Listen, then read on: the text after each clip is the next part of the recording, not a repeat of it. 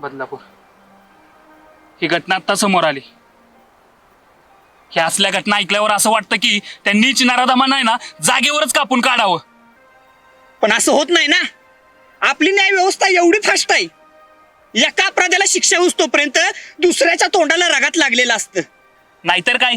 आणि एवढं सगळं होऊन पण आपण काय करतोय? बहिणींनी बांधलेल्या राख्या हातावर घेऊन मिरवतोय. अरे लाज वाटली पाहिजे आपल्यासारख्या भावांना. काल कलकत्ता झालं, आज बदलापूर झालं. पण हा, ही वेळ जेव्हा त्यांच्या स्वतःच्या घरावर येईल ना, तेव्हा डोळं उघडतील या न्यायव्यवस्थेचं. मी तर म्हणतोय कशाला वाट बघायची या न्याय व्यवस्थेच्या सरकारी कागदांची. परस्त्रीला मातेचा दर्जा देणाऱ्या आपल्या छत्रपतींच्या स्वराज्यात त्या रांजाच्या पाटलानं स्त्रीवरती जेव्हा अत्याचार केला, महाराजांनी कसा त्याचा चौरंग केला होता, तसंच ह्या नराधमांचा हातपाय कापून आणि उठणारा किडा कायमचा छाटून भर चौकात त्यांचा चौरंग करून टांगला पाहिजे.